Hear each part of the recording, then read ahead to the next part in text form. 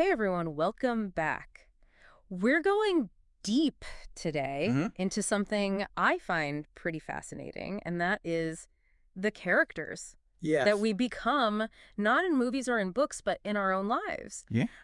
You've provided some super interesting material from Right. Soul in the Driver's Seat, and I'm ready to unpack it with you. Okay, let's do it. I mean, are we really all just walking around in these elaborate costumes? Is there like a real us underneath? Right. Just waiting to kind of break free? That's the big question, and it's a lot more relevant Yeah. to our lives than we might think. Well, Like, totally. this source really makes you examine the roles that we play every day Yeah. and what's really driving our actions. I love how this source starts off with this analogy of a school play. Yeah. We've all been there, right? You spend weeks memorizing lines, you Right. become someone totally different, the curtain closes, Yeah. you take a bow, and boom, you're back to being you. Right. But what if it's not that simple? Well, that's where things get really interesting. Okay. The text suggests that we don't actually ever stop Really? playing these roles, that even our everyday selves Yeah. are characters that are molded by our habits Okay. and the expectations that we have. Oh, so you're saying that even my chilling at home in sweatpants self is a character? It might feel like the real you, Huh. but think about it for a second. Okay. You probably act differently around your boss Yeah, that's true. than you do with your best friend, Oh, totally. right? Even at home, you've developed a role. Okay, I'm starting to see what you mean. Yeah. So then, if all these different me's are just characters, Right. then who am I underneath it all? That's a good question. Like, does the source even give us any clues? It does, and this is where it gets really deep. Okay. It claims that none of these characters Mm-hmm. are actually real. They're just temporary masks. Really? And what's underneath them, it says, is something way more profound. Oh. Our soul. Okay, hold on. This is getting a little woo-woo for me now. Right. What do they even mean by soul? Like, is Well, it some mystical energy field or something? Well, the source describes it as the authentic, unchanging essence Okay. of who you really are. Okay. Think of it like your inner compass that's guiding you Okay. toward what really matters, what brings you joy hmm and fulfillment in your life. So it's not like some out there force. It's actually part of us that Exactly. influences how we live our lives. Exactly. And the source argues the more we connect with it, Wow. the more we align with our purpose and find that lasting happiness. Okay, but then how do we know when we're acting from our character versus our soul? That's the million-dollar question. Yeah. Right. Because we can't just flip a switch Right. and become all soulful all the time. Exactly. There's got to be a way to tell the difference. There is. It all comes down to Okay. how we respond to the challenges in our lives. Okay. So imagine you're stuck in traffic. Do you get angry and frustrated? That might be your ego-driven character. It's taking over. Or do you take that time to practice mindfulness and Right. acceptance? That could be a sign you're tapping into something deeper. Oh, okay. So the Ah. key is to just like pay attention to Yeah. how we react in different situations Exactly. and see if we're coming from a place of fear or ego Mm. or like peace and acceptance. Exactly. And it's like Yeah. there's this constant Okay. internal tug of war going on between our character and our soul. Totally. And there's this great quote from the text that I Yeah. think really captures this. And it says, Mm-hmm. characters decide to resist or accept things ranging from easy and pleasant Yeah. to extremely difficult and unpleasant. That's so true. Like we really have a choice in every moment. Absolutely. Do we let our character just totally react? Yeah. Or do we choose a response that's more aligned with our soul? That's the question. And I love how they use that plant analogy. It's like yeah. a soul trapped inside this rigid character. Yeah. Like a plant that's stuck in a pot that's way too small. The roots are all tangled up. It can't grow. It can't flourish. Yeah, it's a powerful image. It is. So then how do we untangle those roots? Right. How do we give our soul space to thrive? That's where the March reflections come in. Okay. It's all about becoming detectives of our own behavior. Yeah. Noticing when our characters are running the show and when our soul is shining through. Okay, so it sounds like we have some serious self-reflection ahead of us. Absolutely. Can't wait. Yeah, me too. Okay, so let's dig into these March reflections. Yeah. You know, these prompts are really designed Okay. to help you identify those moments where your character Okay. might be calling the shots instead of your soul. Right. It's about becoming more aware Yeah. of the choices we're making and how they shape our lives. Okay. I am ready to put on my detective hat Yes. and start investigating my own behavior. What kind of prompts? Okay, Do you expect here? the first few ask us to think about our achievements in life, Okay. both positive and negative. Yeah. And it seems simple enough, Uh-huh. but it's about going deeper Okay. than just like listing accomplishments. So it's not just about what we've achieved, Yeah. but the motivation behind it. Exactly. Makes sense. I mean, it's easy to get caught up Yeah. in that external validation and lose sight of Totally. whether our actions are actually aligned with our inner compass. Exactly. The source wants us to ask ourselves, Yeah. how much was our soul really involved Right. Oh. in those achievements? Mm-hmm. Did they feel authentic? Yeah. Or were they driven by a need to please others? Right. Or boost our ego. Exactly. Yeah, I'm already starting to squirm a little bit. It's hard It's to challenging look at it honestly. to examine our motivations, honestly. Yes. Yeah. But I see how it could be really eye-opening. Yeah, for sure. What about negative experiences? How do those fit into this whole thing? Well, the source prompts us to reflect on how our soul helped us navigate through those tough times. Okay. So, did we react from a place of fear Yeah. and resistance? Mm-hmm. Or did we allow our soul to guide us Okay. towards healing and growth? This is making me think about Yeah. a really difficult breakup I went through a few years ago. Yeah. Looking back, I can see how much I just let my fear and insecurity totally dictate my actions. Yeah. I was so caught up in the drama of it all Right. that I completely lost sight of my own well-being. That's a great example Yeah. of how our characters can really take over Yeah. when we're faced with those challenges. Mm-hmm. But the source offers hope here. Okay. It suggests that even in those moments Mm-hmm. of pain and heartbreak, Yeah.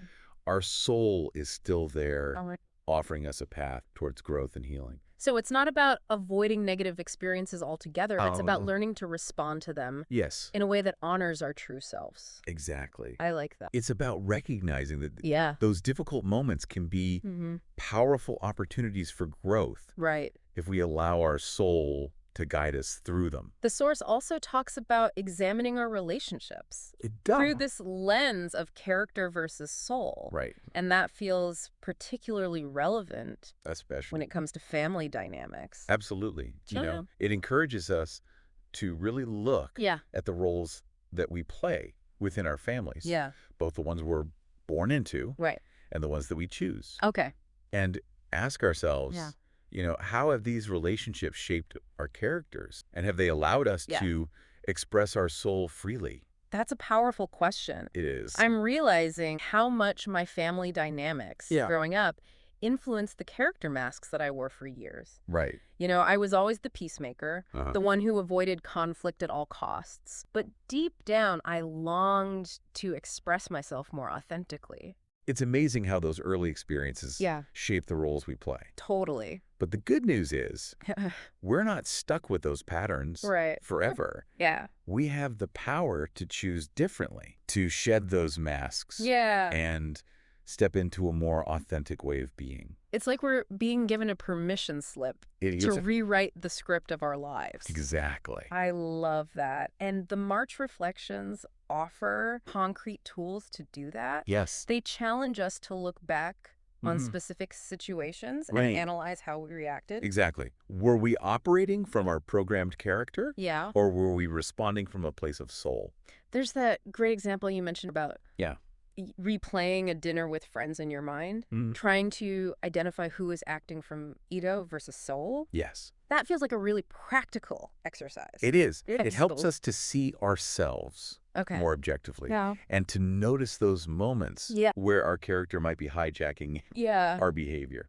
It's interesting to think about the character traits that we Yeah. admire in others and the ones that we see as potentially harmful. I'm guessing the source touches on that as well. It does. It prompts us to consider Okay. those qualities that contribute to a soul-led life Okay. and to contrast them Uh-huh. with those that keep us trapped Right. in ego-driven cycles. So it's about becoming more mindful Yeah. of the influences around us and choosing those that support our soul's growth. Exactly.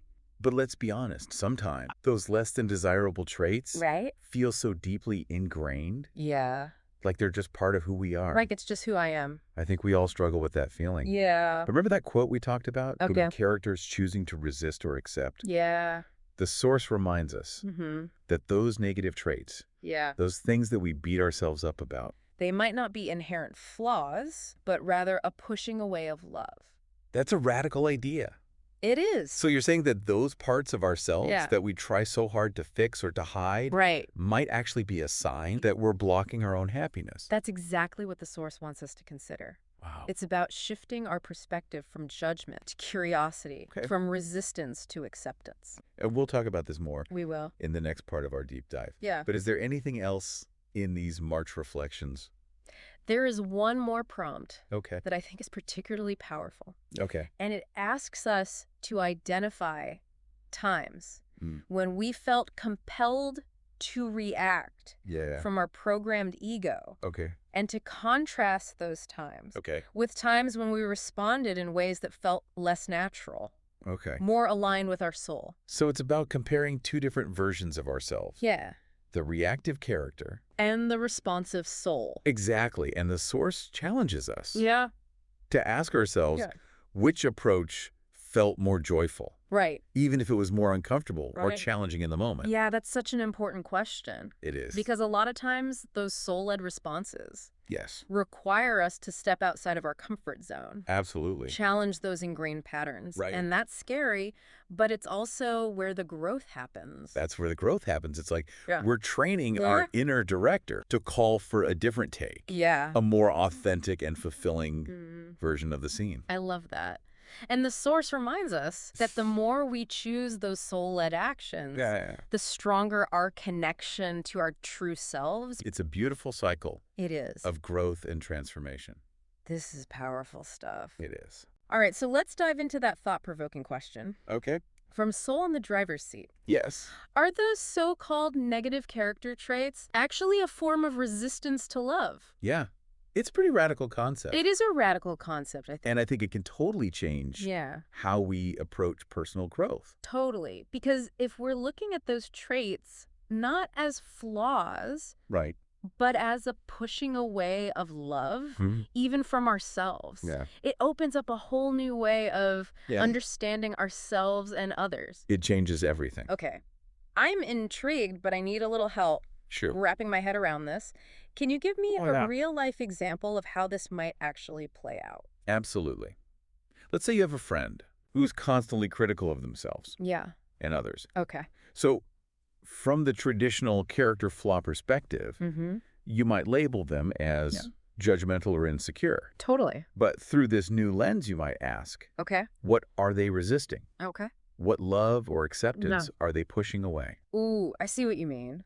It's like their criticism Yeah. is a shield protecting them Exactly. from vulnerability or getting hurt. Exactly. It's not that they're inherently bad or flawed. Right. They're just trying to protect themselves. Wow. And recognizing that need Right. can help us approach the situation with more compassion Yes. for ourselves and others. Exactly. It's not about condoning bad behavior. Right. It's about understanding Yeah. what's motivating it. Okay. So in the case of our critical friend then, Right. instead of telling them to stop being so negative, Yeah. we try to understand what fear or pain is Yeah. driving that behavior. Exactly. And that opens up a whole new path for growth. Okay. Instead of trying to force ourselves or others Right. to be different, we can focus on cultivating Yeah. qualities that are aligned with love and acceptance. So it's not about denying those parts of ourselves that we Right. don't like. Right. It's about understanding where they might be coming from and choosing a more soul-aligned response, That's it. which takes the pressure off Mm-hmm. of like trying to achieve this perfect state of being and instead encourages us to just focus on growth and connection.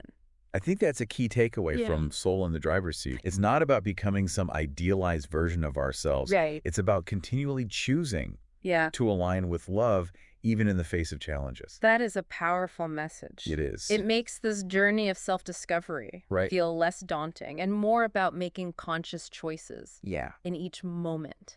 But it's a big shift in thinking. it is. And it's not going to happen overnight, right? Of course not. I mean, It's a lifelong process. yeah, but this source gives us some really valuable tools for navigating that path. It comes back to those March reflections. Taking the time to examine our experiences through this new lens, we can identify those moments where we're resisting love Mm-hmm. and choose a different response. Yes. So it's not just about reading the book, it's about putting it into practice. Exactly. And the more we practice, Yeah. the more natural it becomes. Totally. And the source emphasizes that the more we choose those soul-led actions, the stronger our connection Exactly. to our true selves becomes. It's a beautiful cycle. It is. Yeah. So for our listener who has joined us on this deep dive, what is the one thing you hope they take away from this conversation? I hope they remember this. Okay.